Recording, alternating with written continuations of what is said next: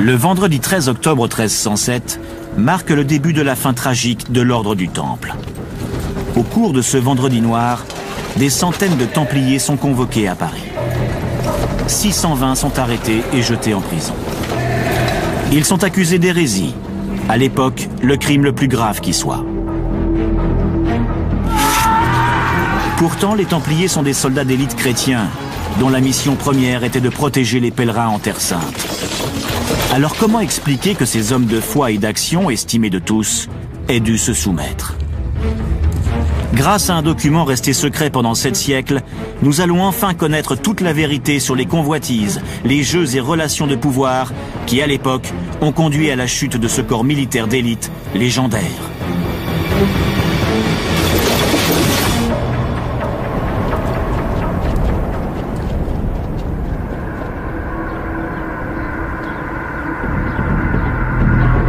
Jérusalem, berceau du christianisme. La ville la plus importante au monde aux yeux des chrétiens du Moyen-Âge. Si on regarde une carte de Jérusalem de l'époque des croisades, on voit que Jérusalem est représentée comme étant le nombril du monde, le centre du monde. Maintes fois attaquée, occupée et détruite au cours des siècles, Jérusalem connaît aussi des périodes de paix relative et de tolérance religieuse. Une tolérance qui vole en éclats au lendemain de la prise de Jérusalem, ville sainte tant aux yeux des chrétiens que des juifs, par les Turcs seldjoukides au XIe siècle. Les tensions entre Turcs musulmans et pèlerins chrétiens deviennent tellement vives qu'elles engendrent violence, destruction et massacre de la population. Alors que l'islam gagne du terrain au Moyen-Orient, l'empire byzantin chrétien voisin est secoué par de graves tensions internes. En 1095, alors que les pèlerins chrétiens et les lieux saints de Jérusalem sont de toute évidence en danger, le pape Urbain II exhorte les chrétiens d'Occident à marcher vers l'Orient et à reprendre la Terre Sainte aux mains des musulmans. C'est le début d'une des guerres saintes les plus sanglantes de l'histoire. Très vite, des dizaines de milliers d'hommes qui pour la plupart n'étaient ni soldats, ni guerriers, qui n'avaient jamais fait la guerre, ni même quitté leur village, ont répondu à l'appel du pape et se sont mis en marche vers l'Orient. En l'espace de 4 ans, les chrétiens venus d'Occident reprennent Jérusalem. Les premiers membres de l'ordre du Temple sont issus des rangs de ces premiers croisés, des moines chevaliers qui croient en leur mission, le maintien de l'ordre au sein du nouveau royaume chrétien de Jérusalem et la protection des pèlerins. C'est la première fois dans l'histoire qu'un pape donne l'ordre à des chrétiens de prendre les armes.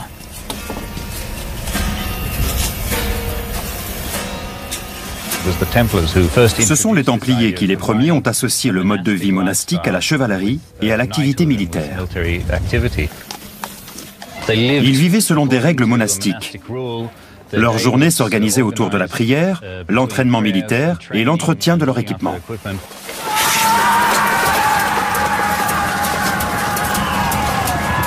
Fervents et féroces défenseurs de la foi, les Templiers forment une unité d'élite dont on vante le courage et la pureté.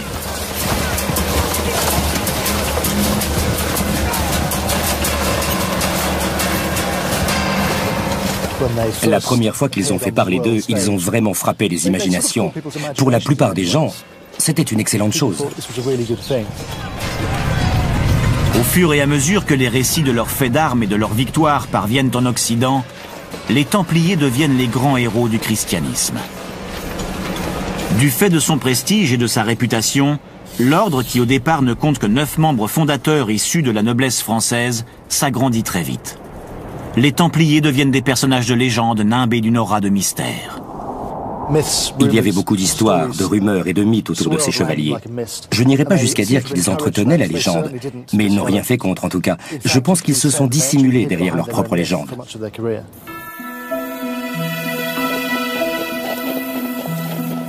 Bernard de Clairvaux, un abbé de l'époque, les décrit comme de puissants guerriers d'une part, et des moines qui font la guerre aux vices et aux démons de l'autre. Des hommes qui ne craignent ni homme ni diable, et encore moins la mort, car qu'ils vivent ou qu'ils meurent, ils savent qu'ils appartiennent au Seigneur.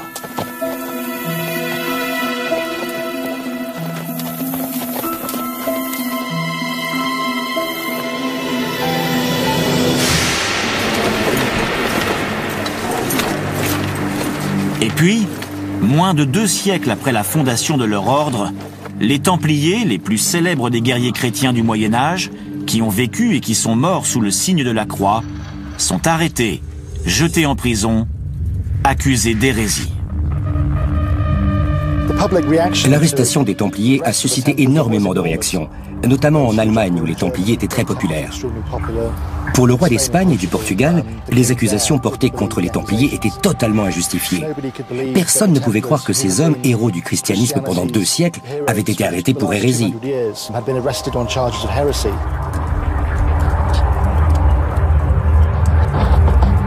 Pendant près de 2 siècles, des milliers de chevaliers de l'ordre du Temple ont donné leur vie au nom de leur foi. Comment expliquer qu'on les accuse soudain d'hérésie ?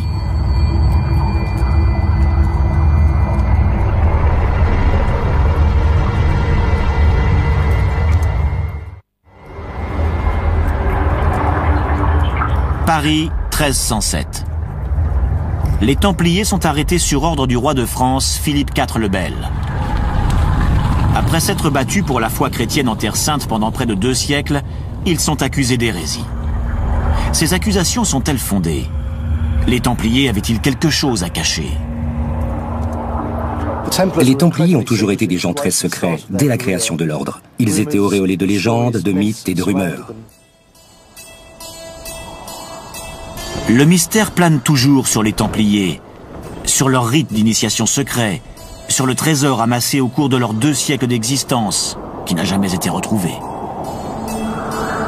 L'ordre du Temple a été fondé à Jérusalem en 1119, 20 ans après la conquête de la ville sainte par les croisés, sous l'impulsion de Hugues de Pint, un seigneur champenois qui voulait protéger les pèlerins en Terre Sainte.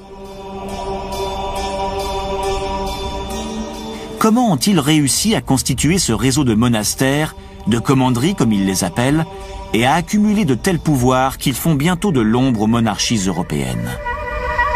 Outre la protection des pèlerins, les Templiers sont chargés de la garde de reliques sacrées, des reliques qui évidemment se vendent et s'achètent très cher. Au Moyen-Âge, posséder des reliques est un signe de prestige. Ce sont des objets bien plus précieux que l'argent ou les bijoux. Les reliques qui ont le plus de valeur aux yeux des collectionneurs du Moyen-Âge sont celles qui viennent de la Terre Sainte. Ce sont des objets de convoitise pour lesquels on est prêt à se battre, et de véritables objets de culte dans les monastères et les cathédrales d'Occident. Les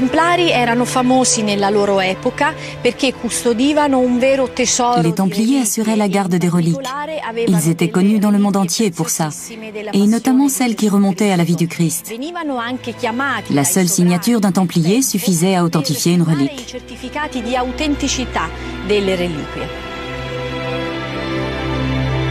L'acquisition de 2 reliques majeures par le roi Louis IX aurait contribué à sa canonisation. La vraie croix, celle sur laquelle Jésus-Christ aurait été crucifié, et la couronne d'épines ont été achetées par Saint Louis à l'époque où l'ordre du Temple était à son apogée. Saint Louis a installé, fait construire cette Sainte Chapelle comme reliquaire, comme un énorme reliquaire, en quelque sorte, pour les reliques de la Passion du Christ qu'il avait acquises. À cette époque, comme aujourd'hui encore, on attribue aux reliques des propriétés divines. Elles font des miracles et exaucent les vœux des fidèles. Grâce aux reliques de Saint-Louis et à la Sainte-Chapelle à Paris, église gothique qu'il fait édifier pour les conserver, la France devient un important lieu de pèlerinage. La possession de reliques est source de prestige et de pouvoir. Dépositaire des reliques associées à la vie de Jésus, Jérusalem est la principale source de reliques sacrées et les Templiers s'installent au cœur même de la cité antique. Les Templiers s'étaient établis sur le mont du Temple, au sud du mont du Temple, là où a été érigée la mosquée Al-Aqsa. Et cette mosquée est devenue le quartier général de l'ordre du Temple. Ils étaient donc installés dans le quartier le plus important de Jérusalem. D'après la Bible, c'est aussi sur le mont du Temple que le roi Salomon fit bâtir le premier temple juif, où était conservé dans le Saint des Saints, le sanctuaire du Temple, l'Arche d'Alliance. Plus de 1000 ans plus tard, les Templiers s'y installent pour assurer la protection des pèlerins chrétiens. Mais la découverte d'un immense réseau de galeries sous le mont a alimenté les rumeurs sur la chasse aux trésors et aux reliques auxquelles se seraient livrés les chevaliers. Un archéologue propose une explication bien plus rationnelle. On a creusé sous le mont du Temple, c'est certain, pour en extraire les matériaux qui ont servi à la construction de tout ce qu'on bâtissait à l'époque. Des entrepôts, des bains, un nouveau palais. On a donc creusé sous le mont du Temple. Et il est possible qu'on ait creusé des galeries par la même occasion.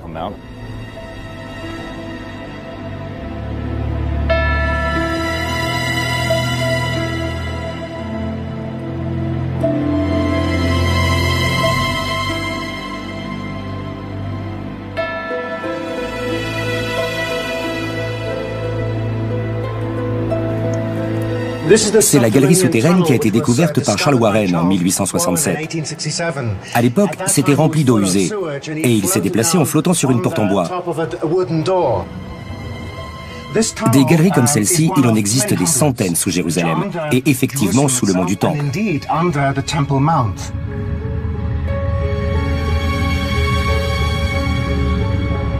Heureusement, les eaux usées ont été retirées depuis longtemps.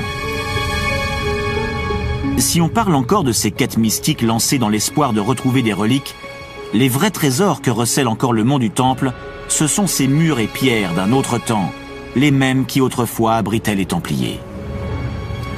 C'est une porte médiévale, mais qui a été construite au cours de la période romaine.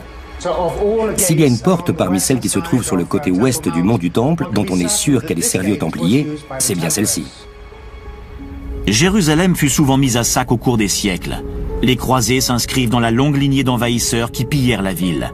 Et les reliques faisaient évidemment partie des trésors les plus convoités. Les Templiers avaient une véritable passion pour les reliques. C'était une obsession. Et ceux qui venaient en Terre Sainte étaient prêts à tuer non seulement des Juifs et des musulmans, mais aussi des chrétiens qui vivaient ici pour ramener des reliques. Le suaire de Turin est l'une des plus célèbres reliques associées aux Templiers. Ce linceul aurait recouvert le corps du Christ, dont l'image se serait miraculeusement imprimée sur les fibres. Mais comme pour tous les récits qui entourent les chevaliers du Temple, celui-ci n'a pu être vérifié. Il est possible que ces mystérieux chevaliers aient ramené le Saint-Suaire de Terre Sainte en France, mais nous n'en avons pas la preuve. Il a des moyens, des bateaux. Il encadre, il transporte des gens, il fait des allers-retours, il a des relations constantes. Les Templiers étaient, il faut toujours le rappeler, un ordre religieux. Les ordres religieux ont toujours eu une réputation de sûreté. Autre relique légendaire associée aux Templiers, le Graal, la coupe ou plat creux avec lequel le Christ aurait célébré la scène. Le Graal apparaît pour la première fois sous forme littéraire dans un roman chevaleresque du poète français Chrétien de Troyes. Troyes, la capitale historique de la Champagne, région où les 9 chevaliers fondateurs de l'ordre du Temple ont eux-mêmes séjourné. Les Templiers venaient de la région de Troyes. Peut-être que Chrétien a entendu parler de ce Graal par les Templiers de retour de Jérusalem, ou par les croisés qui eux-mêmes en avaient entendu parler par les Templiers en Orient. Les descriptions qui ont été faites du Graal sont nombreuses. Dans le récit de Chrétien de Troyes, c'est un plat creux. Mais dans celui du poète médiéval français Robert de Boron, c'est un calice, celui dont Joseph d'Arimathie se serait servi pour recueillir le sang du Christ. Pour d'autres encore, le Graal est moins un objet physique que symbolique, emblème d'une quête spirituelle. Dans le poème de Wolfram von Eschenbach, le Graal que cherche Perceval est une pierre. Cette pierre peut symboliser plusieurs choses, comme un éveil spirituel ou la grâce de Dieu. Mais ce qui est certain, c'est que le Graal n'a jamais pu être réduit à une forme unique. Quelle que soit la forme qu'on lui prête, l'idée que le Saint Graal puisse être caché quelque part continue d'enflammer les imaginations. S'il n'existe aucune preuve tangible du lien unissant le Graal aux Templiers, nous savons en revanche que ces chevaliers n'étaient pas hommes à sacrifier les biens temporels aux biens spirituels. On n'a jamais exigé des Templiers qu'ils racontent ce qu'ils faisaient. On savait qu'ils se battaient en Orient et ça suffisait. Ce qu'on sait moins, c'est que c'était aussi d'excellents hommes d'affaires. l'Ordre du Temple devient une importante multinationale. S'ils construisent des châteaux et des églises dans toute l'Europe, les Templiers sont également à l'origine du chèque et des premières opérations bancaires internationales. Les voyageurs peuvent déposer de l'argent dans un monastère et le récupérer dans un autre en échange de la lettre qu'on leur a remise au moment du dépôt. Cette version médiévale du chèque de voyage connaît un véritable succès auprès des pèlerins qui font le voyage jusqu'en Orient. Et si l'Église interdit l'usure, les frais de service et autres charges contribuent à consolider la fortune des Templiers. Les commanderies représentent la principale source de financement de leurs opérations militaires en Orient. Ce sont des fermes qui comprennent des vignobles, des entreprises vinicoles, des tanneries, des fabriques de tuiles. Ils sont à la tête d'un vaste réseau d'entreprises, étroitement liées les unes avec les autres. Ce sont les premiers capitalistes en quelque sorte.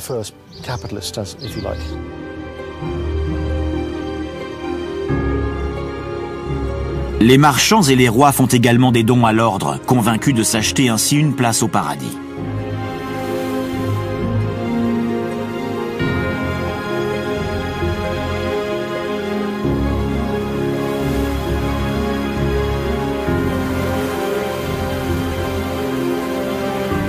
Les Templiers sont en outre exonérés de tout impôt. Ils constituent une force militaire puissante, entièrement dévouée au pape. Après l'Église, l'Ordre du Temple est l'institution la plus riche d'Europe. Cela a-t-il pu contribuer à sa chute? Mais tandis qu'en Occident, les banques de l'Ordre réalisent d'importants profits, les chevaliers perdent du terrain en Terre Sainte.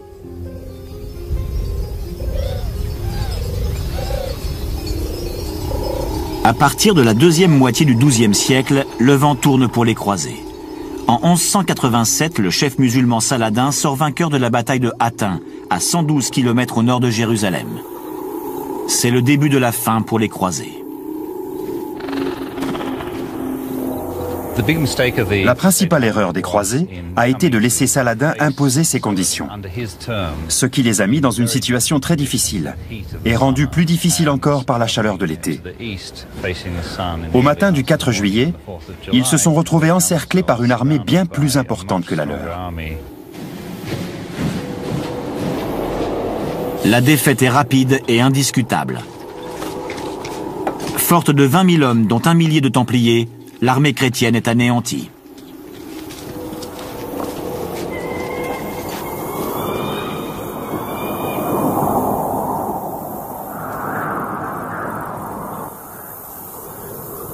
Trois mois plus tard, en octobre 1187, Jérusalem tombe entre les mains de Saladin.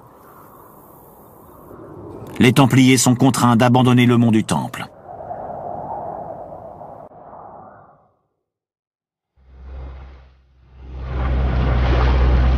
Quatre ans plus tard, le siège central de l'Ordre du Temple a été transféré à Acre, ville côtière du royaume de Jérusalem.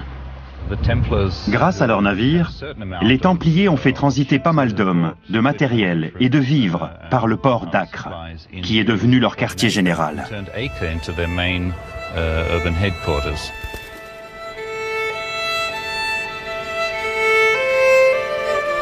Tandis que la cause des croisés en Orient s'effrite, les Templiers tiennent bon. Ils refusent de partir et continuent de faire la guerre depuis les forteresses qu'ils ont conquises, comme celle d'Acre. Pourtant, leurs effectifs diminuent.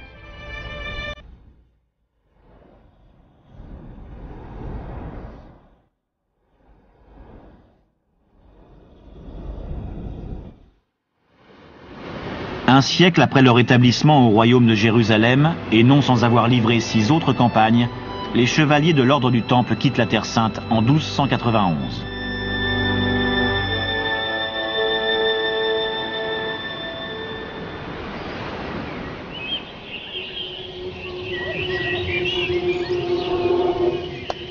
Les Templiers rentrent en Occident, la plupart en France.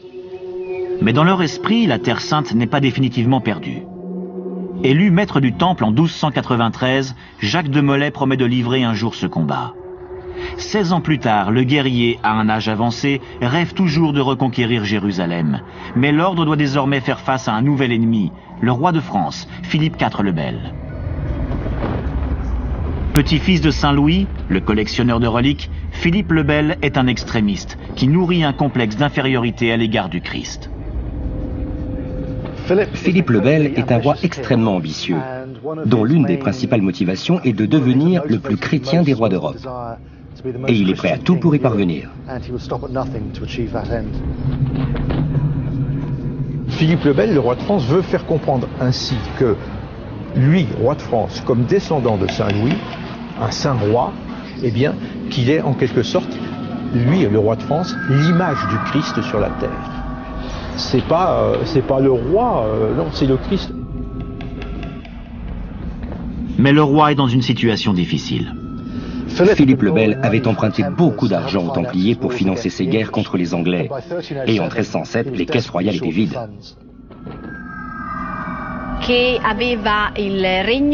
Son royaume était au bord de la faillite. Il avait besoin de l'argent des Templiers.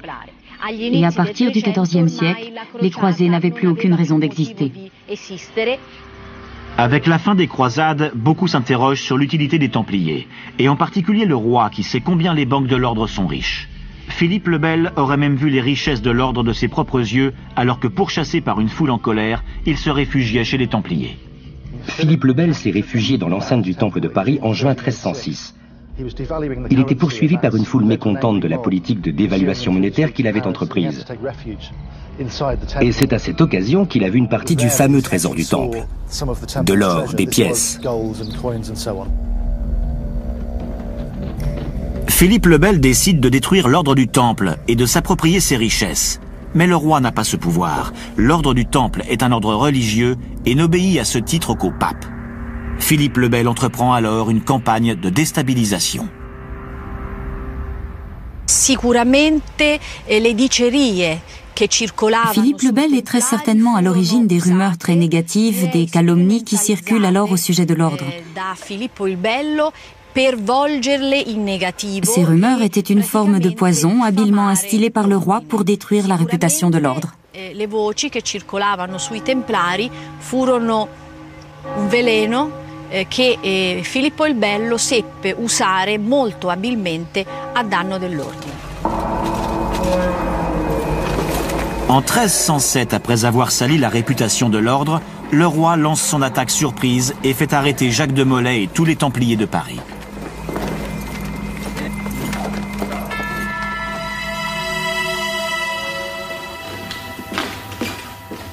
On a retrouvé aux Archives nationales de Paris l'un des ordres d'arrestation envoyés aux 4 coins de France et appliqués en ce vendredi noir du 13 octobre 1307.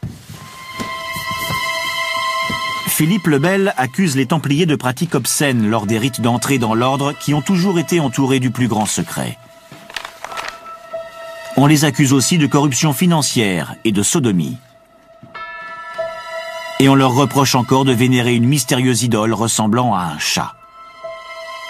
Autant de charges qui vont conduire à leur procès en hérésie. L'accusation d'hérésie était une accusation terrible, car l'ordre du Temple avait été fondé pour défendre la foi. Or, l'hérésie, c'est trahir la foi. Donc, c'était une accusation qui avait le pouvoir de détruire l'ordre du Temple.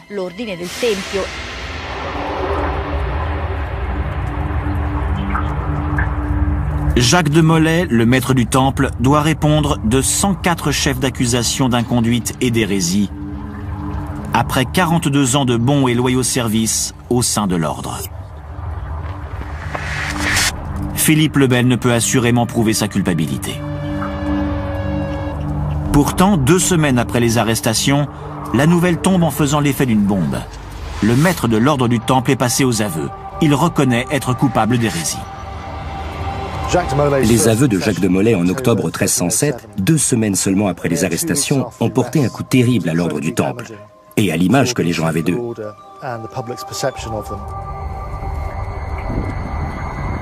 Les héros du christianisme risquent désormais la mort pour hérésie. Mais qu'est-ce qui a pu pousser Jacques de Molay à passer soudain aux aveux? Quelqu'un peut-il encore sauver les Templiers de la mort?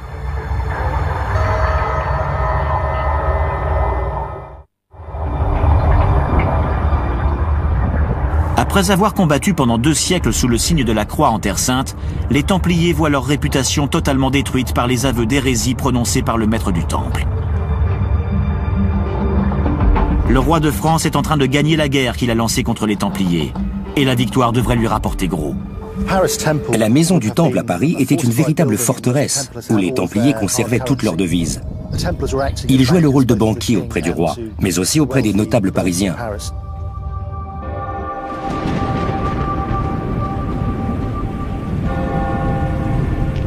Et l'argent semble d'autant plus accessible que les 5 principaux membres de l'ordre sont emprisonnés ici, au château de Chinon, et que le maître du Temple a remis au roi ses aveux d'hérésie.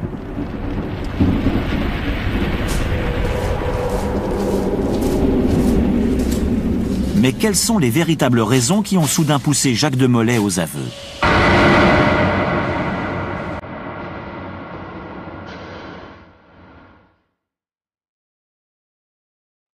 La torture. On fait subir le supplice du chevalet aux jeunes comme aux vieux, et celui de l'estrapade, qui consiste à hisser le Templier en haut d'un poteau et à le laisser retomber brutalement. Un prêtre du nom de Bernard de Vadeau a vu ses bourreaux lui enduire les pieds de graisse avant de les brûler au feu, jusqu'à ce que ses os tombent de ses talons.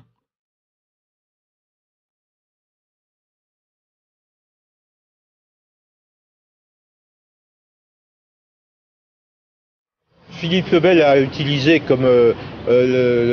a fait utiliser la torture parce que c'est un moyen normal dans les procédures judiciaires. Il ne les a pas torturés pour qu'ils disent la vérité, il les a torturés pour obtenir qu'ils disent sa vérité à lui. Mais on ne va pas laisser Philippe le Bel faire tout ce qu'il veut. Les Templiers comme ordre religieux militaire étaient directement sous la protection du pape. C'est-à-dire que le roi n'était pas, le roi de France, le roi d'Angleterre n'avait pas de pouvoir direct sur eux. Le pape est le seul homme qui peut sauver les Templiers. Mais à l'époque, la papauté est faible et ses pouvoirs très limités. Clément V est un pape fantoche, victime des caprices de Philippe le Bel.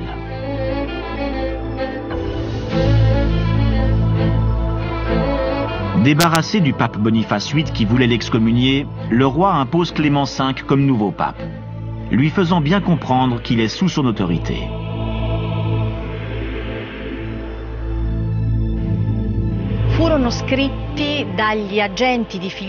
Les agents de Philippe le Bel ont écrit des lettres anonymes accusant le pape d'hérésie. On a vraiment essayé de détruire la réputation de Clément V à tous les niveaux. On a même dit qu'il avait une liaison amoureuse avec une très belle femme qui était l'épouse d'un noble français.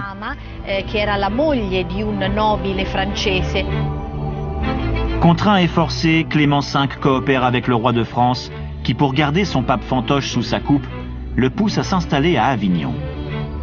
C'est la première fois de son histoire que la papauté quitte le Vatican.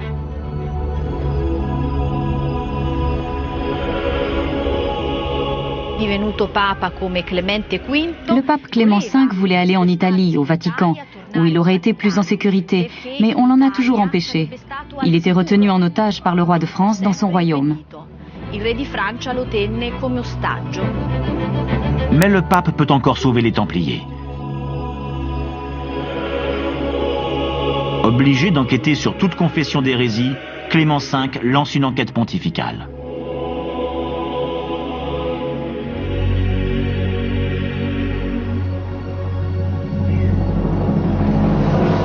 Les Templiers sont soumis à de nouveaux interrogatoires, conduits cette fois par des hommes d'église et non plus par les hommes du roi.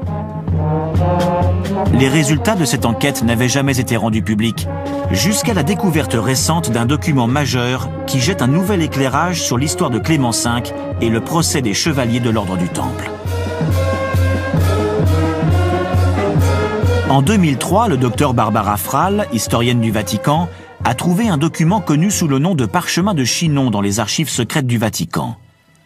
Cela faisait 7 siècles qu'il avait disparu.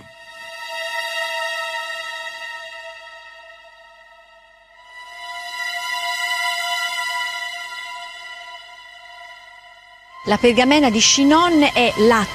parchemin de Chinon est le compte-rendu de l'enquête menée par une commission de cardinaux sur le maître des Templiers et les autres dignitaires de l'ordre. À l'époque de Clément V, tous les comptes rendus d'interrogatoire avaient été rangés dans un même dossier. Mais au fil du temps, et parce que les archives papales avaient été transférées en France sur ordre de Napoléon, le dossier s'est retrouvé morcelé et les documents ont été dispersés. Questo fondo si smembrò, I documenti andarono dispersi.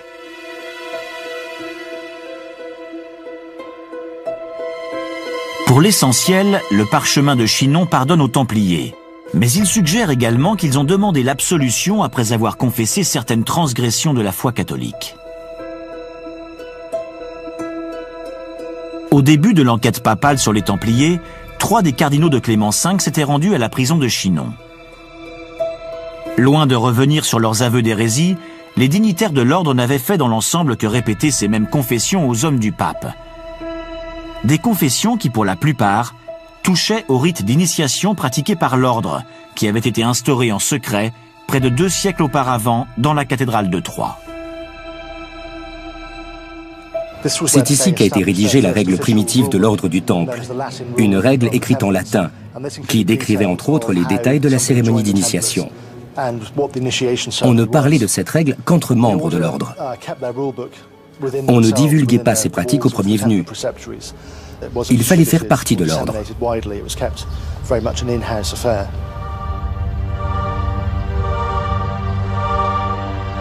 D'après la règle de l'ordre du Temple, il était demandé à l'initié s'il voulait être serf et esclave de la maison et s'il voulait laisser sa propre volonté tous les jours pour faire celle d'autrui.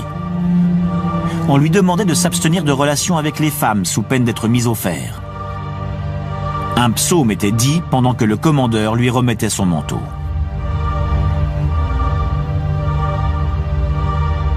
Mais malgré l'absolution papale contenue dans le parchemin de Chinon, les confessions des Templiers mettent en lumière les pratiques jusqu'alors tenues secrètes des rites d'entrée dans l'ordre.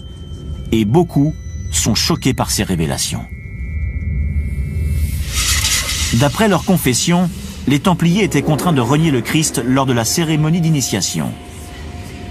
Geoffroy de Charnay, précepteur de l'ordre du Temple, raconte qu'un frère lui avait montré un crucifix et demandé de renier le Christ plutôt que de croire. Hugues de Perrault a admis qu'il devait renier le Christ et cracher sur la croix lors de la cérémonie d'initiation. Jacques de Molay répéta la confession qu'il avait faite au roi. L'officiant lui avait montré la croix et lui avait demandé de renier le Dieu dont l'image était représentée sur cette croix et de cracher sur elle.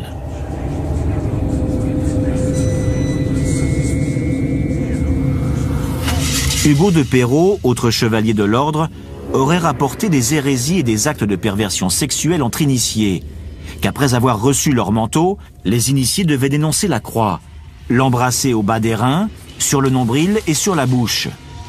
Mais s'ils avouent avoir renié le Christ, ils assurent avoir renié en parole, mais pas en pensée. Quant au baiser sur la bouche, il s'agirait d'un simple baiser d'hommage féodal d'après certains historiens.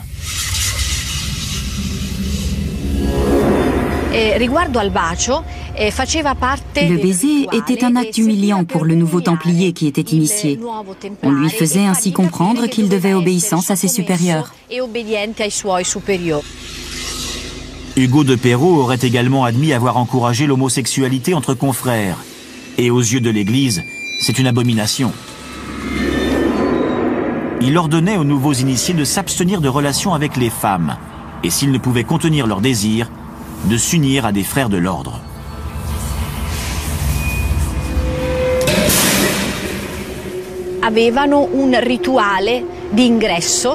Ils ont instauré un rituel d'obéissance qui était de nature tout à fait déplacée et également indécente pour un ordre religieux.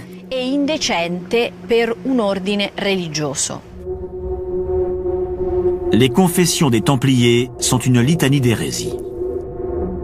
Ils ont reconnu avoir eu des pratiques homosexuelles, dénoncé le Christ et profané la croix. Les premiers aveux des Templiers arrêtés ont été extorqués sous la torture par les hommes de Philippe le Bel. Les hommes du pape auraient-ils eu recours aux mêmes pratiques?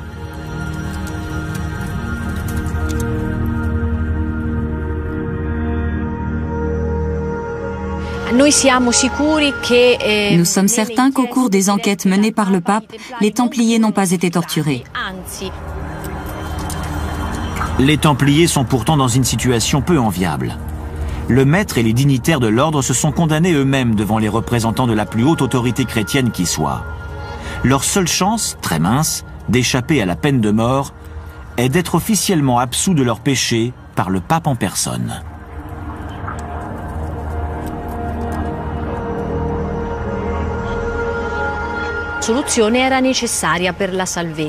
Les Templiers ne pouvaient être sauvés sans absolution, car l'accusation d'hérésie était une accusation extrêmement grave. La loi exigeait l'absolution.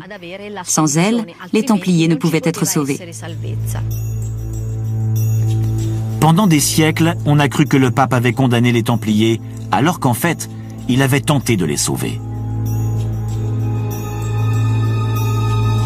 Le parchemin de Chinon prouve qu'il a accordé son absolution à Jacques de Molay et aux dignitaires de l'ordre.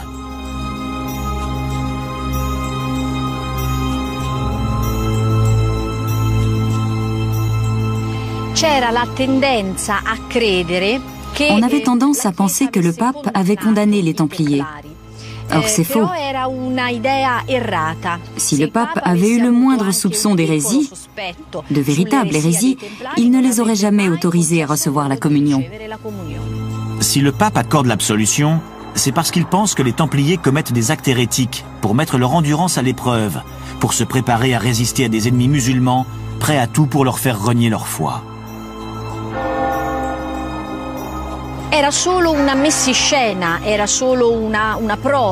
C'était un simple jeu de rôle, un test d'obéissance. On avait besoin d'hommes courageux et disciplinés pour aller faire la guerre en Terre Sainte et combattre des musulmans qui obligeaient leurs prisonniers chrétiens à renier leur foi s'ils ne voulaient pas mourir. Mais les Templiers n'ont peut-être pas tous été aussi héroïquement fidèles à leur foi chrétienne.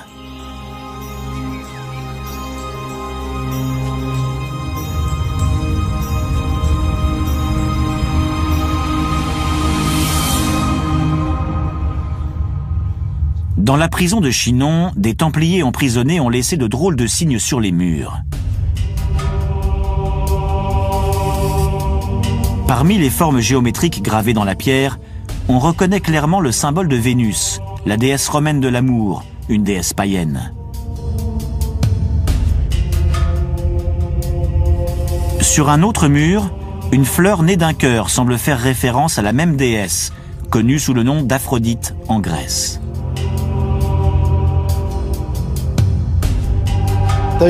Ces deux déesses sont des déesses païennes. Et la reconnaissance de la culture païenne, à quelque degré que ce soit, est une hérésie aux yeux de l'Église. Parmi les accusations portées contre les Templiers, on leur reproche d'adorer une idole, une tête coupée, appelée Baphomet.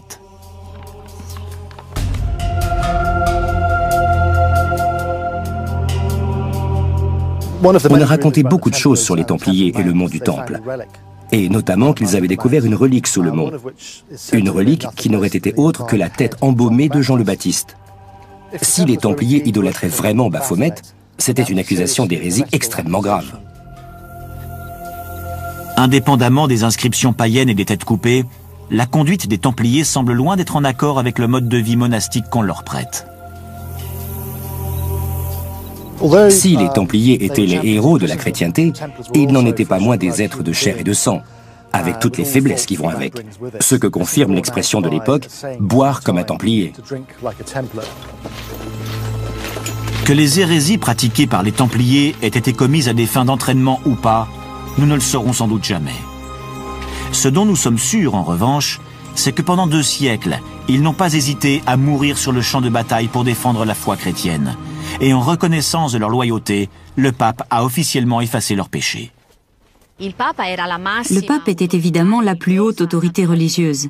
Dès lors que les Templiers étaient absous par le pape, ils étaient blanchis en quelque sorte, disculpés de toute faute.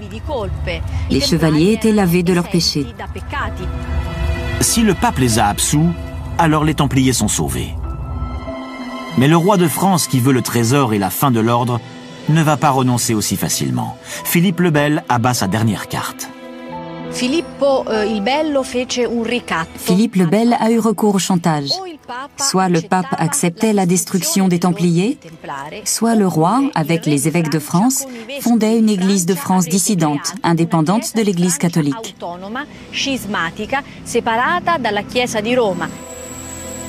C'est sa carte maîtresse, une lutte entre le roi et le pape pour le pouvoir religieux en Europe. Confronté à un véritable dilemme, le schisme de l'Église ou la dissolution de l'ordre du Temple, Clément V capitule et trahit les hommes à qui il a donné l'absolution. En mars 1312, il ordonne l'abolition définitive de l'ordre du Temple.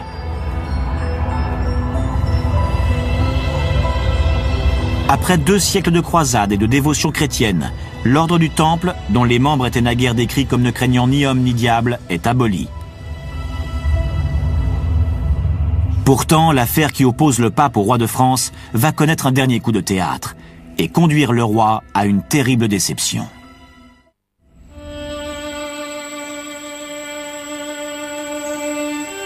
L'ordre du Temple est aboli, victime de la lutte entre le roi de France et la papauté. Le roi va pouvoir s'approprier les richesses des Templiers depuis si longtemps convoitées. Bien que le pape ait absous les chevaliers des accusations, dont celle d'hérésie portée contre eux, Clément V a mis fin à l'ordre et souillé sa réputation. Cela fait 6 ans que Jacques de Molay, le grand maître de l'ordre, croupit en prison. Il est épuisé. Avant qu'on ait eu le temps de forcer le vieil homme à réitérer ses aveux publiquement et à condamner le travail de toute une vie, il revient sur sa confession, jetant au pape son absolution à la figure. Il se rebelle à son tour. Il comprend qu'il s'est trompé. Il comprend qu'il y a eu tout faux. Et il le reconnaît. Il dit « Je n'aurais jamais dû reconnaître toutes ces erreurs, c'est faux. L'ordre est pur, l'ordre est saint et je le défends. »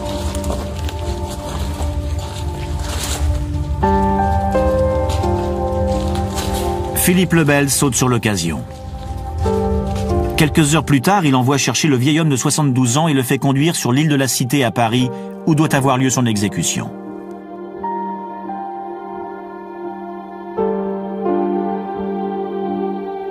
Pendant qu'on allume le bûcher, de Molay demande à ce qu'on lui laisse les mains libres et à tourner son visage vers la cathédrale Notre-Dame pour prier.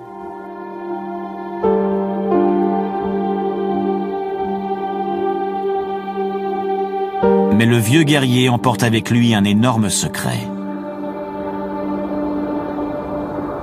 Tandis que l'ordre est anéanti, les hommes du roi mettent à sac la maison du Temple de Paris, là où est conservé l'essentiel du trésor des Templiers. Mais elle est vide. La valeur des biens de la seule commanderie de Normandie est plus importante que toute la richesse du royaume d'Angleterre. Pourtant, on ne retrouve rien. La destruction des Templiers par Philippe le Bel dans le but de s'approprier leur trésor n'a servi à rien. On ne sait absolument pas ce qu'est devenu le trésor des Templiers, l'or notamment. On ne l'a pas retrouvé dans les grandes commanderies de l'ordre, comme celles de Londres, de Paris ou de Vienne. Les Templiers ont dû être prévenus des sombres desseins de Philippe le Bel, permettant ainsi la fuite des membres les moins éminents de l'ordre. Ont-ils emmené le trésor de l'ordre avec eux?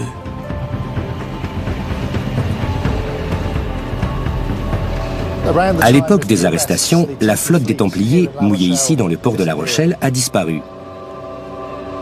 Personne n'a jamais pu dire combien de bateaux elle comptait, ni ce qu'elle contenait. Mais toujours est-il qu'ils ont disparu de la surface de la Terre. Par un habile pied de nez au roi de France, les chevaliers de l'ordre du Temple auraient-ils finalement eu le dernier mot? L'Écosse, où Robert Ier protège les Templiers, aurait été le meilleur refuge pour ces chevaliers en fuite et leurs trésors. Pourtant, on n'y a jamais rien retrouvé.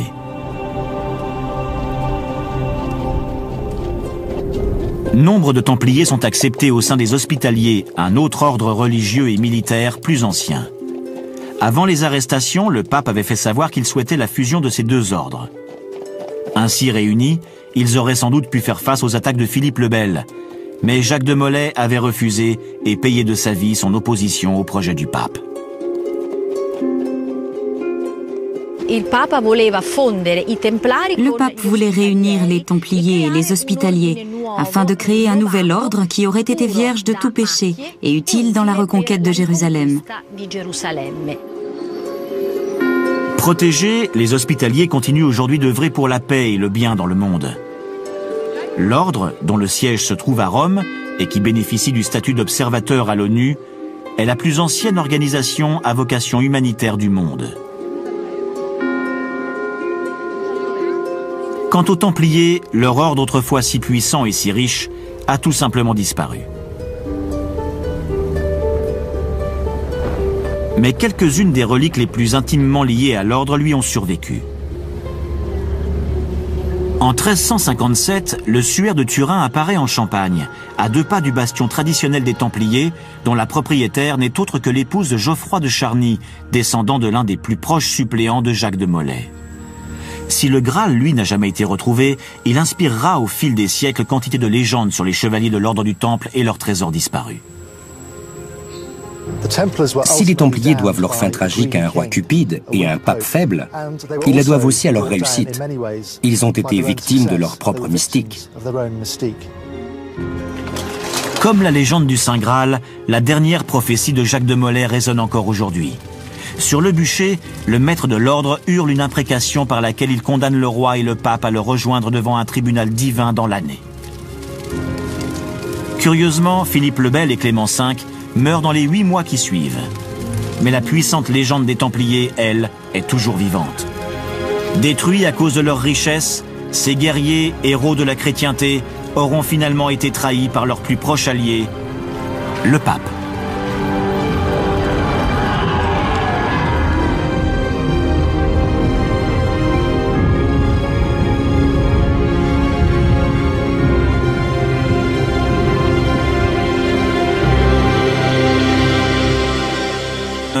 Ils savent qu'ils appartiennent au Seigneur.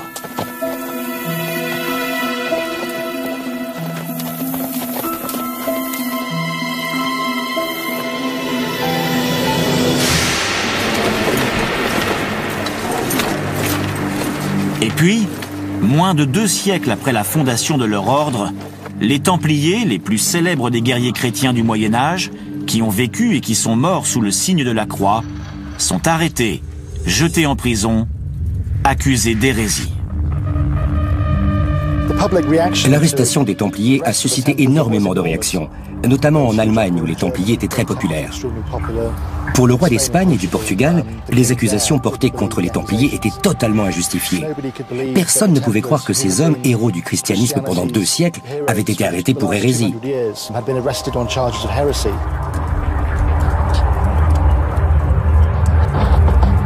Pendant près de 2 siècles, des milliers de chevaliers de l'ordre du Temple ont donné leur vie au nom de leur foi. Comment expliquer qu'on les accuse soudain d'hérésie ?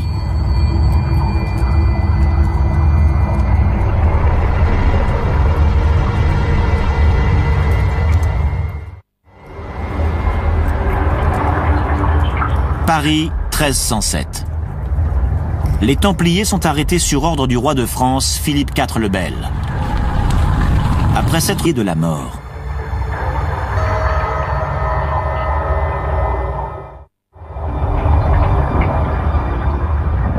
Après avoir combattu pendant 2 siècles sous le signe de la croix en Terre Sainte, les Templiers voient leur réputation totalement détruite par les aveux d'hérésie prononcés par le maître du Temple. Le roi de France est en train de gagner la guerre qu'il a lancée contre les Templiers, et la victoire devrait lui rapporter gros. La maison du Temple à Paris était une véritable forteresse où les Templiers conservaient toutes leurs devises. Ils jouaient le rôle de banquiers auprès du roi, mais aussi auprès des notables parisiens.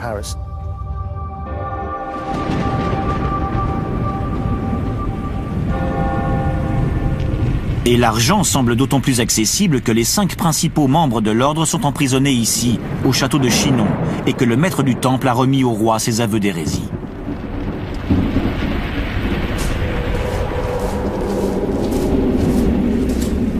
Mais quelles sont les véritables raisons qui ont soudain poussé Jacques de Molay aux aveux ?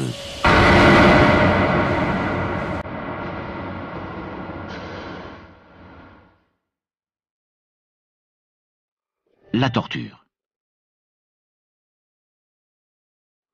fait subir le supplice du chevalet aux jeunes comme aux vieux, et celui de l'estrapade, qui consiste à hisser le Templier en haut d'un poteau et à le laisser retomber brutalement.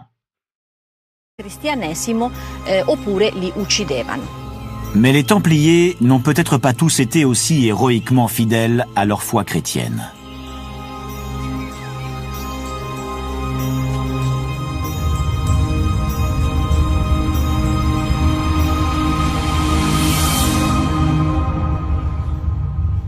Dans la prison de Chinon, des Templiers emprisonnés ont laissé de drôles de signes sur les murs. Parmi les formes géométriques gravées dans la pierre, on reconnaît clairement le symbole de Vénus, la déesse romaine de l'amour, une déesse païenne. Sur un autre mur, une fleur née d'un cœur semble faire référence à la même déesse, connue sous le nom d'Aphrodite en Grèce.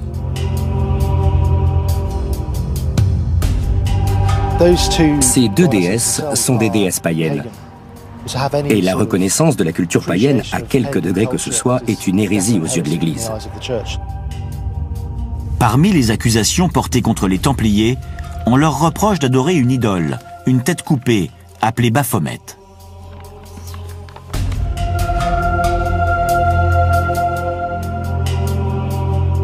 On a raconté beaucoup de choses sur les Templiers et le mont du Temple. Et notamment qu'ils avaient découvert une relique sous le mont. Une relique qui n'aurait été autre que la du Christ qu'il avait acquise. À cette époque, comme aujourd'hui encore, on attribue aux reliques des propriétés divines. Elles font des miracles et exaucent les vœux des fidèles. Grâce aux reliques de Saint-Louis et à la Sainte-Chapelle à Paris, église gothique qu'il fait édifier pour les conserver, la France devient un important lieu de pèlerinage. La possession de reliques est source de prestige et de pouvoir. Dépositaire des reliques associées à la vie de Jésus, Jérusalem est la principale source de reliques sacrées et les Templiers s'installent au cœur même de la cité antique. Les Templiers s'étaient établis sur le mont du Temple, au sud du mont du Temple, là où a été érigée la mosquée Al-Aqsa. Et cette mosquée est devenue le quartier général de l'ordre du Temple. Ils étaient donc installés dans le quartier le plus important de Jérusalem. D'après la Bible, c'est aussi sur le mont du Temple que le roi Salomon fit bâtir le premier temple juif, où était conservé dans le Saint des Saints, le sanctuaire du Temple, l'Arche d'Alliance. Plus de 1000 ans plus tard, les Templiers s'y installent pour assurer la protection des pèlerins chrétiens. Mais la découverte d'un immense réseau de galeries sous le mont a alimenté les rumeurs sur la chasse aux trésors et aux reliques, auxquelles se seraient livrés les chevaliers. Un archéologue propose une explication bien plus rationnelle. On a creusé sous le mont du Temple, c'est certain, pour en extraire les matériaux qui ont servi à la construction de tout ce qu'on bâtissait à l'époque. Des entrepôts.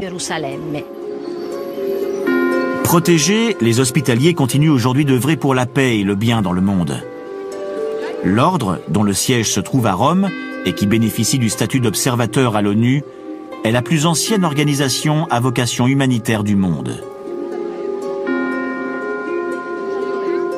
Quant aux Templiers, leur ordre autrefois si puissant et si riche a tout simplement disparu.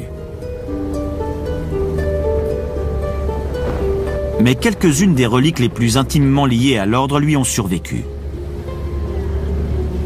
En 1357, le suaire de Turin apparaît en Champagne, à 2 pas du bastion traditionnel des Templiers, dont la propriétaire n'est autre que l'épouse de Geoffroy de Charny, descendant de l'un des plus proches suppléants de Jacques de Molay. Si le Graal, lui, n'a jamais été retrouvé, il inspirera au fil des siècles quantité de légendes sur les chevaliers de l'ordre du Temple et leurs trésors disparus. Si les Templiers doivent leur fin tragique à un roi cupide et à un pape faible, ils la doivent aussi à leur réussite. Ils ont été victimes de leur propre mystique. Comme la légende du Saint Graal, la dernière prophétie de Jacques de Molay résonne encore aujourd'hui. Sur le bûcher, le maître de l'ordre hurle une imprécation par laquelle il condamne le roi et le pape à le rejoindre devant un tribunal divin dans l'année. Curieusement, Philippe le Bel et Clément V meurent dans les 8 mois qui suivent.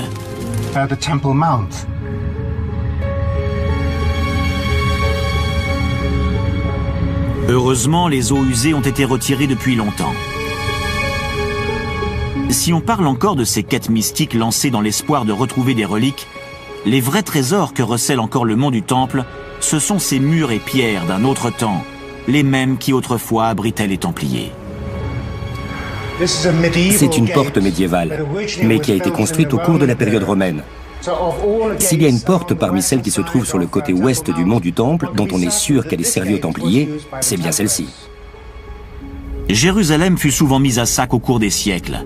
Les croisés s'inscrivent dans la longue lignée d'envahisseurs qui pillèrent la ville. Et les reliques faisaient évidemment partie des trésors les plus convoités. Les Templiers avaient une véritable passion pour les reliques. C'était une obsession. Et ceux qui venaient en Terre Sainte étaient prêts à tuer non seulement des Juifs et des musulmans, mais aussi des chrétiens qui vivaient ici pour ramener des reliques. Le suaire de Turin est l'une des plus célèbres reliques associées aux Templiers. Ce linceul aurait recouvert le corps du Christ, dont l'image se serait miraculeusement imprimée sur les fibres. Mais comme pour tous les récits qui entourent les chevaliers du Temple, celui-ci n'a pu être vérifié. Il est possible que ces mystérieux chevaliers aient ramené le Saint-Suaire de Terre Sainte en France, mais nous n'en avons pas la preuve.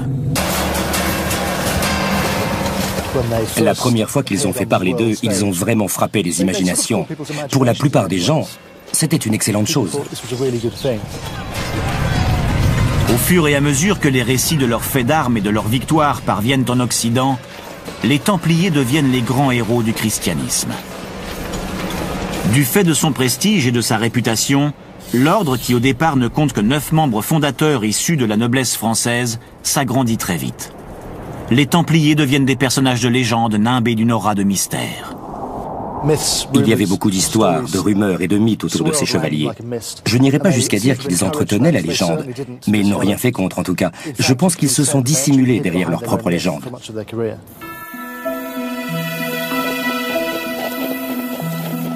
Bernard de Clairvaux, un abbé de l'époque, les décrit comme de puissants guerriers d'une part, et des moines qui font la guerre aux vices et aux démons de l'autre.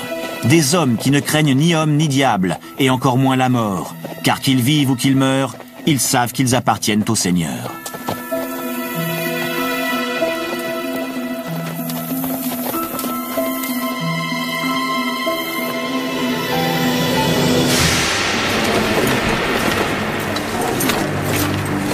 Et puis, moins de 2 siècles après la fondation de leur ordre, les Templiers, les plus célèbres des guerriers chrétiens du Moyen-Âge, Rumeur.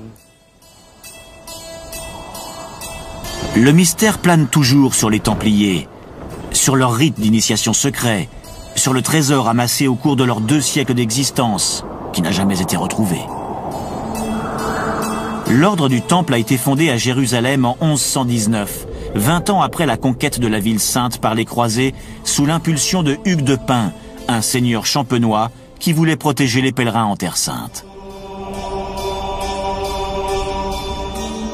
Comment ont-ils réussi à constituer ce réseau de monastères, de commanderies comme ils les appellent, et à accumuler de tels pouvoirs qu'ils font bientôt de l'ombre aux monarchies européennes? Outre la protection des pèlerins, les Templiers sont chargés de la garde de reliques sacrées, des reliques qui évidemment se vendent et s'achètent très cher. Au Moyen-Âge, posséder des reliques est un signe de prestige. Ce sont des objets bien plus précieux que l'argent ou les bijoux. Les reliques qui ont le plus de valeur aux yeux des collectionneurs du Moyen-Âge sont celles qui viennent de la Terre Sainte. Ce sont des objets de convoitise pour lesquels on est prêt à se battre, et de véritables objets de culte dans les monastères et les cathédrales d'Occident. I Templari erano famosi nella loro epoca perché custodivano un vero tesoro. Les Templiers assuraient la garde des reliques. Ils étaient connus dans le monde. Des allers-retours, il y a des relations constantes. Les Templiers étaient, il faut toujours le rappeler, un ordre religieux. Les ordres religieux ont toujours eu une réputation de sûreté. Autre relique légendaire associée aux Templiers, le Graal, la coupe ou plat creux avec lequel le Christ aurait célébré la scène. Le Graal apparaît pour la première fois sous forme littéraire dans un roman chevaleresque du poète français Chrétien de Troyes. Troyes, la capitale historique de la Champagne, région où les 9 chevaliers fondateurs de l'ordre du Temple ont eux-mêmes séjourné.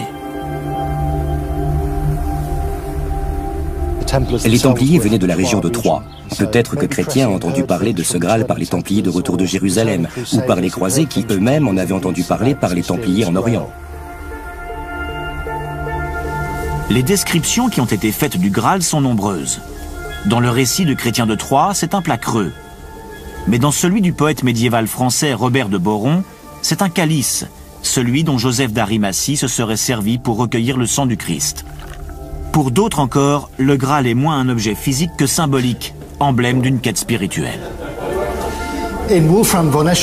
Dans le poème de Wolfram von Eschenbach, le Graal que cherche Perceval est une pierre. Cette pierre peut symboliser plusieurs... Ces rumeurs étaient une forme de poison habilement instillée par le roi pour détruire la réputation de l'ordre. Le voci che circolavano sui Templari furono un veleno che Filippo il Bello seppe usare molto abilmente a danno dell'ordine. En 1307, après avoir sali la réputation de l'ordre, le roi lance son attaque surprise et fait arrêter Jacques de Molay et tous les Templiers de Paris.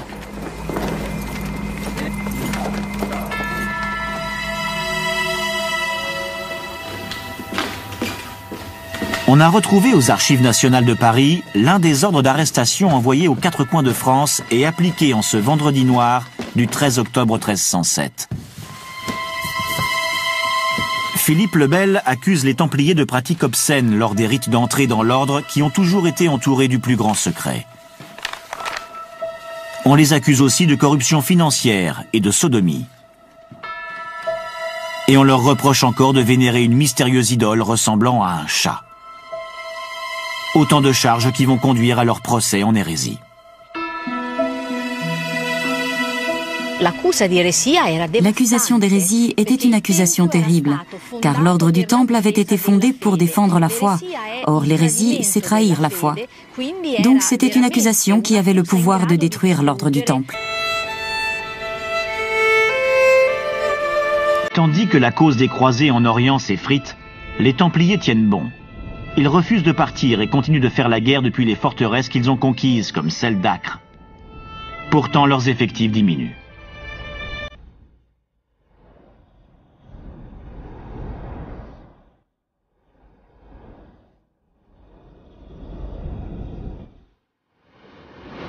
Un siècle après leur établissement au royaume de Jérusalem, et non sans avoir livré 6 autres campagnes, les chevaliers de l'ordre du Temple quittent la Terre Sainte en 1291.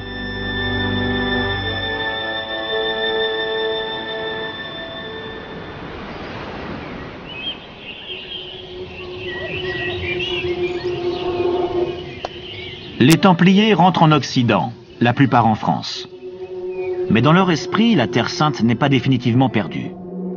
Élu maître du Temple en 1293, Jacques de Molay promet de livrer un jour ce combat. 16 ans plus tard, le guerrier, à un âge avancé, rêve toujours de reconquérir Jérusalem. Mais l'ordre doit désormais faire face à un nouvel ennemi, le roi de France, Philippe IV le Bel. Petit-fils de Saint-Louis, le collectionneur de reliques, Philippe le Bel est un extrémiste qui nourrit un complexe d'infériorité à l'égard du Christ. Philippe le Bel est un roi extrêmement ambitieux. Nous sommes certains qu'au cours des enquêtes menées par le pape, les Templiers n'ont pas été torturés. Les Templiers sont pourtant dans une situation peu enviable. Le maître et les dignitaires de l'ordre se sont condamnés eux-mêmes devant les représentants de la plus haute autorité chrétienne qui soit. Leur seule chance, très mince, d'échapper à la peine de mort est d'être officiellement absous de leurs péchés par le pape en personne.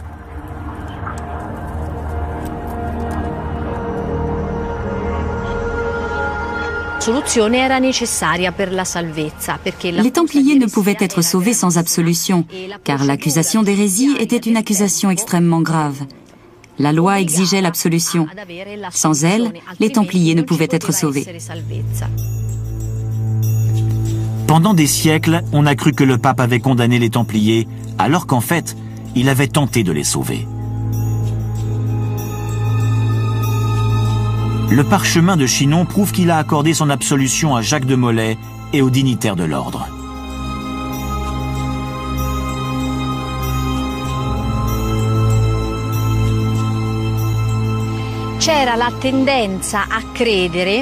On avait tendance à penser que le pape avait condamné les Templiers. Or, c'est faux.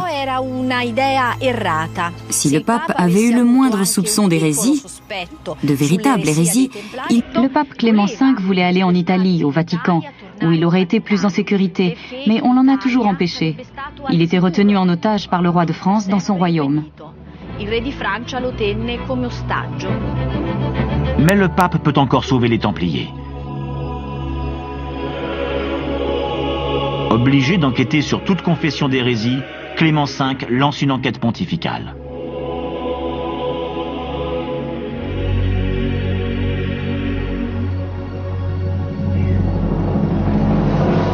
Les Templiers sont soumis à de nouveaux interrogatoires, conduits cette fois par des hommes d'église et non plus par les hommes du roi. Les résultats de cette enquête n'avaient jamais été rendus publics, jusqu'à la découverte récente d'un document majeur qui jette un nouvel éclairage sur l'histoire de Clément V et le procès des chevaliers de l'ordre du Temple. En 2003, le docteur Barbara Frall, historienne du Vatican, a trouvé un document connu sous le nom de Parchemin de Chinon dans les archives secrètes du Vatican. Cela faisait 7 siècles qu'il avait disparu.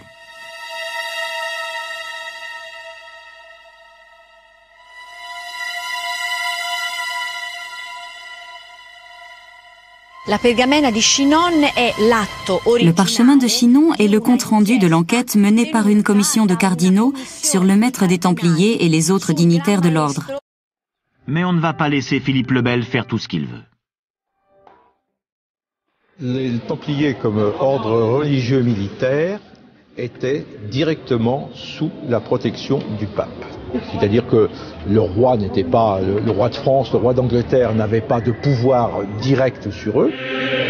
Le pape est le seul homme qui peut sauver les Templiers. Mais à l'époque, la papauté est faible et ses pouvoirs très limités. Clément V est un pape fantoche, victime des caprices de Philippe le Bel.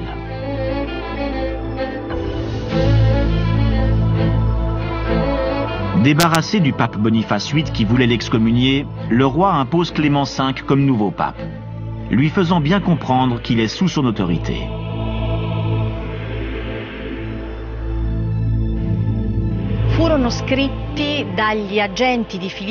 Les agents de Philippe le Bel ont écrit des lettres anonymes accusant le pape d'hérésie. On a vraiment essayé de détruire la réputation de Clément V, à tous les niveaux. On a même dit qu'il avait une liaison amoureuse avec une très belle femme qui était l'épouse d'un noble français.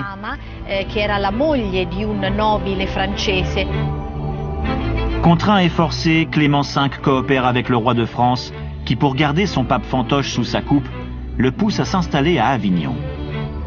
C'est la première fois de son histoire que la papauté quitte le Vatican. Les reliques qui ont le plus de valeur aux yeux des collectionneurs du Moyen-Âge sont celles qui viennent de la Terre Sainte. Ce sont des objets de convoitise pour lesquels on est prêt à se battre, et de véritables objets de culte dans les monastères et les cathédrales d'Occident. Les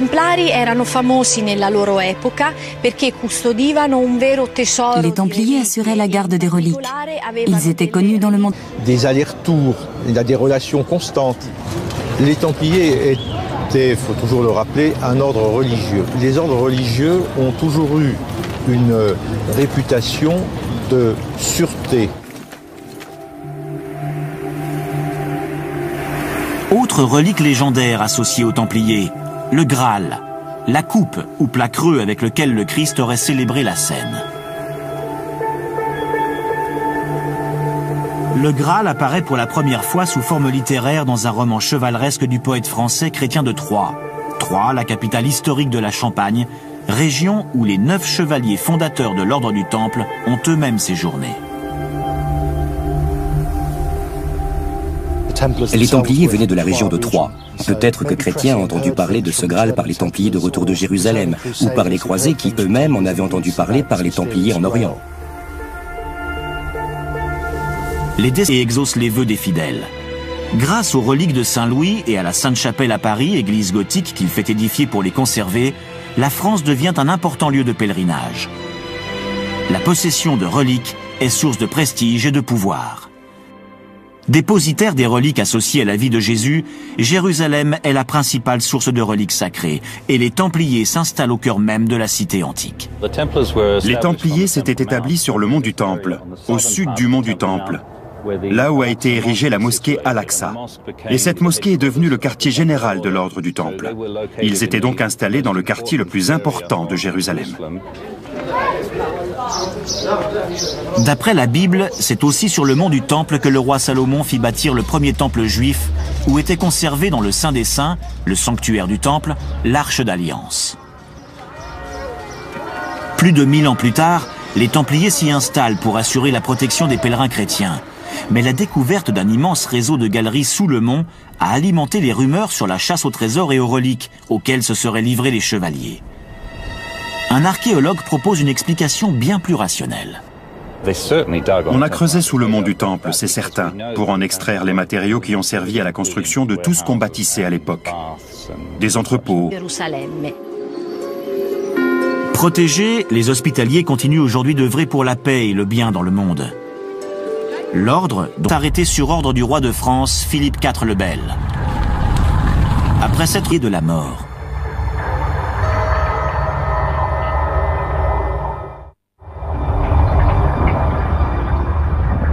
Après avoir combattu pendant 2 siècles sous le signe de la croix en Terre Sainte, les Templiers voient leur réputation totalement détruite par les aveux d'hérésie prononcés par le maître du Temple. Le roi de France est en train de gagner la guerre qu'il a lancée contre les Templiers, et la victoire devrait lui rapporter gros. La maison du Temple à Paris était une véritable forteresse où les Templiers conservaient toutes leurs devises. Ils jouaient le rôle de banquiers auprès du roi, mais aussi auprès des notables parisiens.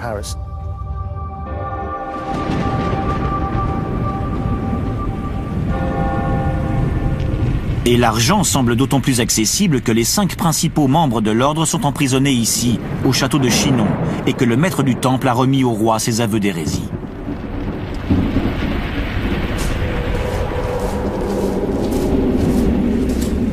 Mais quelles sont les véritables raisons qui ont soudain poussé Jacques de Molay aux aveux?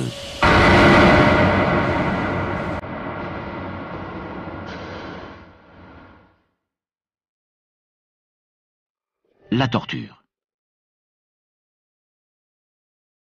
On fait subir le supplice du chevalet aux jeunes comme aux vieux, et celui de l'estrapade, qui consiste à y une place au paradis.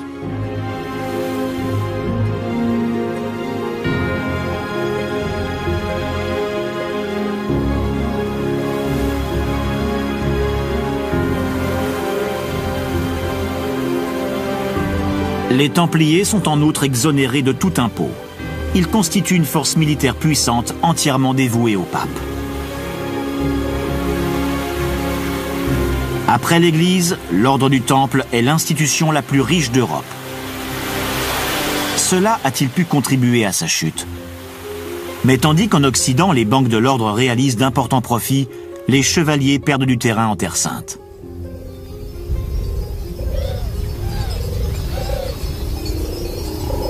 À partir de la deuxième moitié du XIIe siècle, le vent tourne pour les croisés. En 1187, le chef musulman Saladin sort vainqueur de la bataille de Hattin, à 112 km au nord de Jérusalem. C'est le début de la fin pour les croisés. La principale erreur des croisés a été de laisser Saladin imposer ses conditions, ce qui les a mis dans une situation très difficile et rendue plus difficile encore par la chaleur de l'été. Au matin du 4 juillet, ils se sont retrouvés encerclés par une armée bien plus importante que la leur.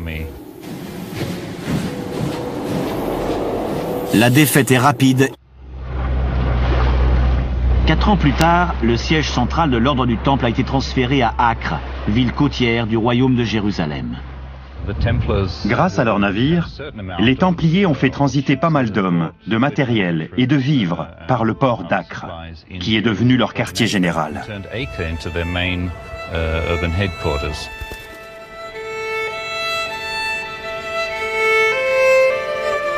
Tandis que la cause des croisés en Orient s'effrite, les Templiers tiennent bon. Ils refusent de partir et continuent de faire la guerre depuis les forteresses qu'ils ont conquises, comme celle d'Acre. Pourtant, leurs effectifs diminuent.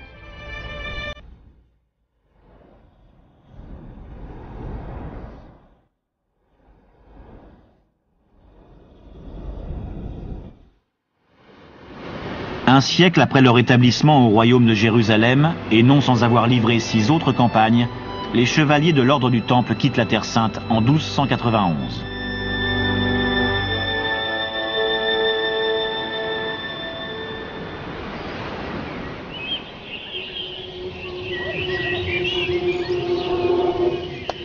Les Templiers rentrent en Occident, la plupart en France.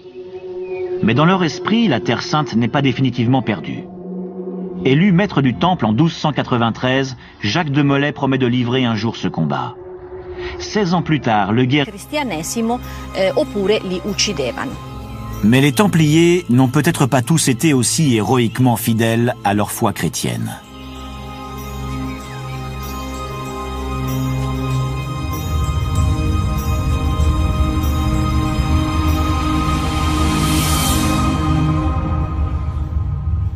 Dans la prison de Chinon, des Templiers emprisonnés ont laissé de drôles de signes sur les murs. Parmi les formes géométriques gravées dans la pierre, on reconnaît clairement le symbole de Vénus, la déesse romaine de l'amour, une déesse païenne. Sur un autre mur, une fleur née d'un cœur semble faire référence à la même déesse, connue sous le nom d'Aphrodite en Grèce.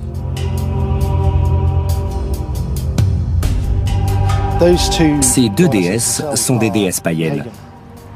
Et la reconnaissance de la culture païenne, à quelque degré que ce soit, est une hérésie aux yeux de l'Église. Parmi les accusations portées contre les Templiers, on leur reproche d'adorer une idole, une tête coupée, appelée Baphomet.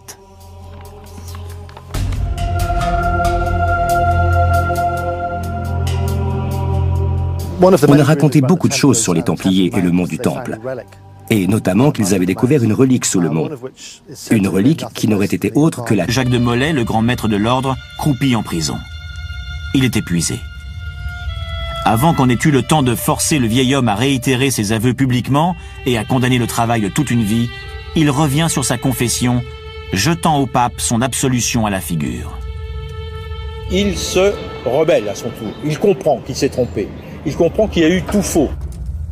Et il le reconnaît, il dit « Je n'aurais jamais dû reconnaître toutes ces erreurs, c'est faux, l'ordre est pur, l'ordre est saint et je le défends. »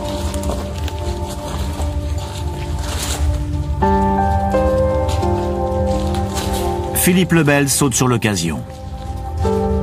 Quelques heures plus tard, il envoie chercher le vieil homme de 72 ans et le fait conduire sur l'île de la Cité à Paris, où doit avoir lieu son exécution.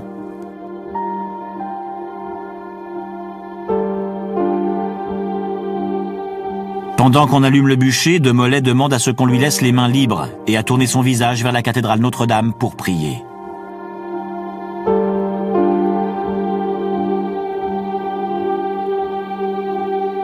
Mais le vieux guerrier emporte avec lui un énorme secret. Tandis que l'ordre est anéanti, les hommes du roi mettent à sac la maison du Temple de Paris, là où est conservé l'essentiel du trésor des Templiers. Mais elle est vide. La valeur des biens de la seule comme Jérusalem. Mais l'ordre doit désormais faire face à un nouvel ennemi, le roi de France, Philippe IV le Bel. Petit-fils de Saint-Louis, le collectionneur de reliques, Philippe le Bel est un extrémiste qui nourrit un complexe d'infériorité à l'égard du Christ. Philippe le Bel est un roi extrêmement ambitieux, dont l'une des principales motivations est de devenir le plus chrétien des rois d'Europe.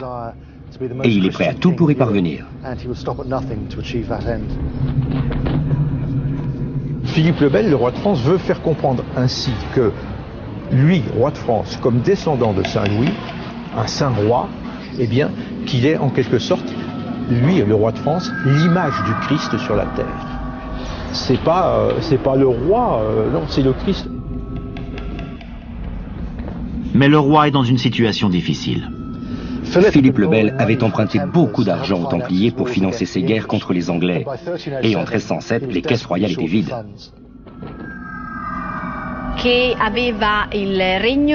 Son royaume était au bord de la faillite. Il avait besoin de l'argent des Templiers. Et à partir du XIVe siècle, les croisés n'avaient plus aucune raison d'exister. Avec la fin des croisades, beaucoup s'interrogent sur l'utilité des Templiers, et en particulier le roi qui sait combien les banques de l'ordre sont riches. Philippe le Bel aurait même vu les richesses de l'ordre de ses propres yeux, alors que pourchassé par une foule en colère.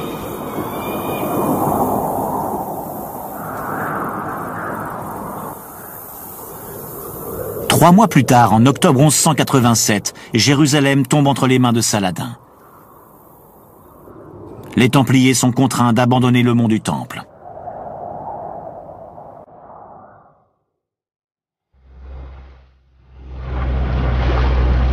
Quatre ans plus tard, le siège central de l'ordre du Temple a été transféré à Acre, ville côtière du royaume de Jérusalem. Grâce à leurs navires, les Templiers ont fait transiter pas mal d'hommes, de matériel et de vivres par le port d'Acre, qui est devenu leur quartier général.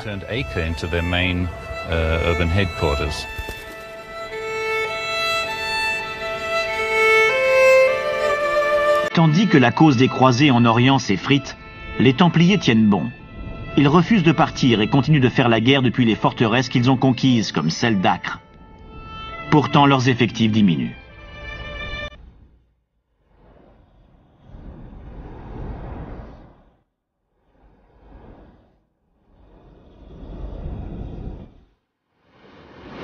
Un siècle après leur établissement au royaume de Jérusalem, et non sans avoir livré 6 autres campagnes, les chevaliers de l'ordre du Temple quittent la Terre Sainte en 1291. La mosquée est devenue le quartier général de l'ordre du Temple. Ils étaient donc installés dans le quartier le plus important de Jérusalem. D'après la Bible, c'est aussi sur le mont du Temple que le roi Salomon fit bâtir le premier temple juif, où était conservé dans le Saint des Saints, le sanctuaire du Temple, l'Arche d'Alliance. Plus de 1000 ans plus tard, les Templiers s'y installent pour assurer la protection des pèlerins chrétiens. Mais la découverte d'un immense réseau de galeries sous le mont a alimenté les rumeurs sur la chasse aux trésors et aux reliques auxquelles se seraient livrés les chevaliers. Un archéologue propose une explication bien plus rationnelle. On a creusé sous le mont du Temple, c'est certain, pour en extraire les matériaux qui ont servi à la construction de tout ce qu'on bâtissait à l'époque. Des entrepôts, des bains, un nouveau palais. On a donc creusé sous le mont du Temple. Et il est possible qu'on ait creusé des galeries par la même occasion.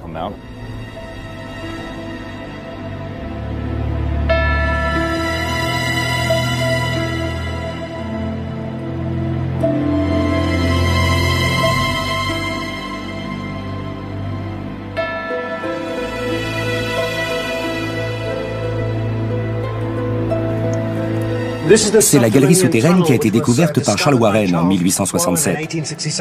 À l'époque, c'était rempli d'eau usée et il s'est déplacé en flottant sur une porte en bois. Leur journée s'organisait autour de la prière, l'entraînement militaire et l'entretien de leur équipement.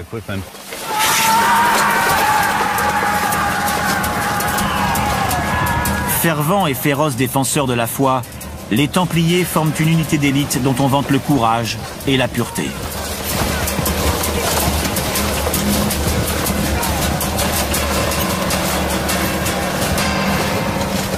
La première fois qu'ils ont fait parler d'eux, ils ont vraiment frappé les imaginations. Pour la plupart des gens, c'était une excellente chose. Au fur et à mesure que les récits de leurs faits d'armes et de leurs victoires parviennent en Occident, les Templiers deviennent les grands héros du christianisme.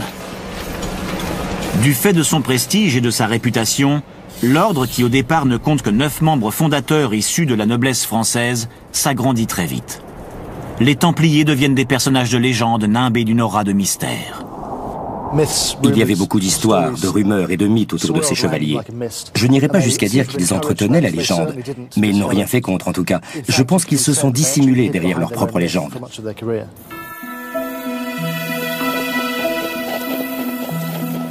Bernard de Clairvaux, un abbé de l'époque, les décrit comme de puissants guerriers d'une part, et des moines qui font la guerre aux vices et aux démons de l'autre. Des hommes qui ne craignent ni homme ni diable, et encore moins la mort, car qu'ils vivent ou qu'ils meurent, ils savent. Un saint roi, eh bien, qu'il est en quelque sorte, lui, le roi de France, l'image du Christ sur la terre. C'est pas le roi, non, c'est le Christ. Mais le roi est dans une situation difficile. Philippe le Bel avait emprunté beaucoup d'argent aux Templiers pour financer ses guerres contre les Anglais.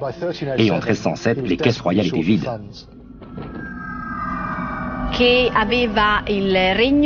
Son royaume était au bord de la faillite. Il avait besoin de l'argent des Templiers. Et à partir du XIVe siècle, les croisés n'avaient plus aucune raison d'exister. Avec la fin des croisades, beaucoup s'interrogent sur l'utilité des Templiers, et en particulier le roi qui sait combien les banques de l'ordre sont riches. Philippe le Bel aurait même vu les richesses de l'ordre de ses propres yeux, alors que pourchassé par une foule en colère, il se réfugiait chez les Templiers. Philippe le Bel s'est réfugié dans l'enceinte du Temple de Paris en juin 1306. Il était poursuivi par une foule mécontente de la politique de dévaluation monétaire qu'il avait entreprise. Et c'est à cette occasion qu'il a vu une partie du fameux trésor du Temple. De l'or, des pièces. Philippe le Bel décide de détruire l'ordre du Temple et de s'approprier ses richesses.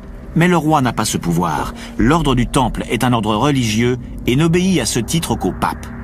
Philippe le Bel entreprend alors une campagne de déstabilisation. Mais pas en pensée. Quant au baiser sur la bouche, il s'agirait d'un simple baiser d'hommage féodal d'après certains historiens. Le baiser était un acte humiliant pour le nouveau Templier qui était initié. On lui faisait ainsi comprendre qu'il devait obéissance à ses supérieurs. Hugo de Perrot aurait également admis avoir encouragé l'homosexualité entre confrères. Et aux yeux de l'Église, c'est une abomination. Il ordonnait aux nouveaux initiés de s'abstenir de relations avec les femmes, et s'ils ne pouvaient contenir leurs désirs, de s'unir à des frères de l'ordre.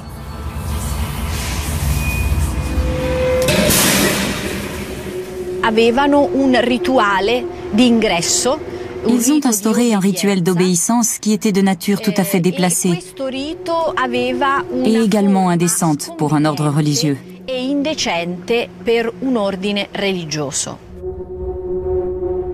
Les confessions des Templiers sont une litanie d'hérésie. Ils ont reconnu avoir eu des pratiques homosexuelles, dénoncé le Christ et profané la croix. Les premiers aveux des Templiers arrêtés ont été extorqués sous la torture par les hommes de Philippe le Bel. Les hommes du pape auraient-ils eu recours aux mêmes pratiques? Marque le début de la fin tragique de l'ordre du Temple. Au cours de ce vendredi noir, des centaines de Templiers sont convoqués à Paris. 620 sont arrêtés et jetés en prison. Ils sont accusés d'hérésie, à l'époque le crime le plus grave qui soit.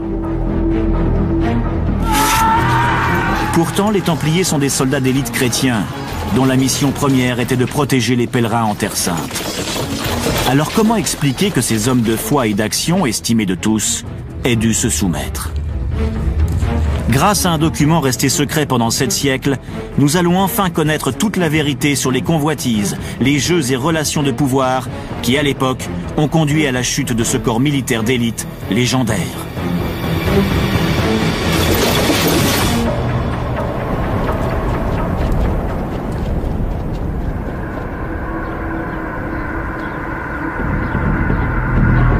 Jérusalem, berceau du christianisme.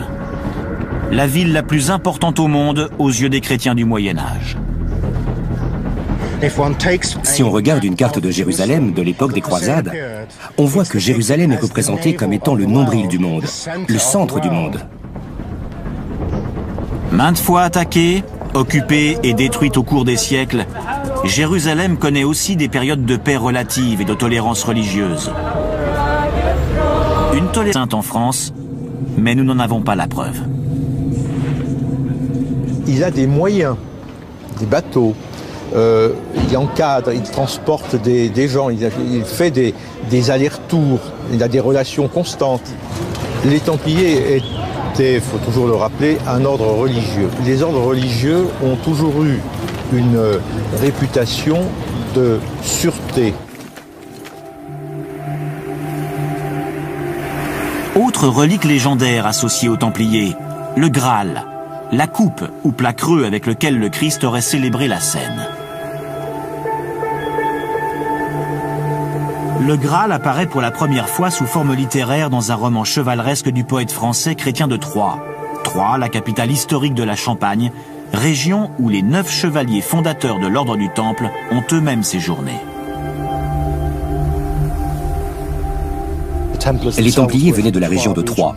Peut-être que Chrétien a entendu parler de ce Graal par les Templiers de retour de Jérusalem, ou par les croisés qui eux-mêmes en avaient entendu parler par les Templiers en Orient. Les descriptions qui ont été faites du Graal sont nombreuses. Dans le récit de Chrétien de Troyes, c'est un plat creux. Mais dans celui du poète médiéval français Robert de Boron, c'est un calice, celui dont Joseph d'Arimathie se serait servi pour recueillir le sang du Christ. Pour d'autres encore, le Graal est moins un objet physique sur la croix lors de la cérémonie d'initiation. Jacques de Molay répéta la confession qu'il avait faite au roi. L'officiant lui avait montré la croix et lui avait demandé de renier le Dieu dont l'image était représentée sur cette croix et de cracher sur elle.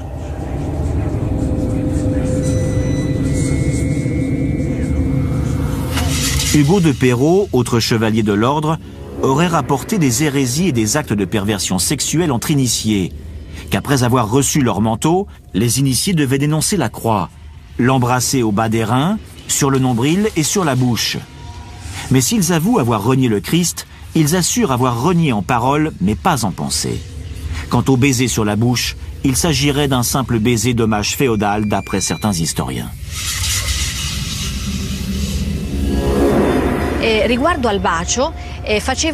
Le baiser était un acte humiliant pour le nouveau templier qui était initié. On lui faisait ainsi comprendre qu'il devait obéissance à ses supérieurs. Hugo de Perrot aurait également admis avoir encouragé l'homosexualité entre confrères.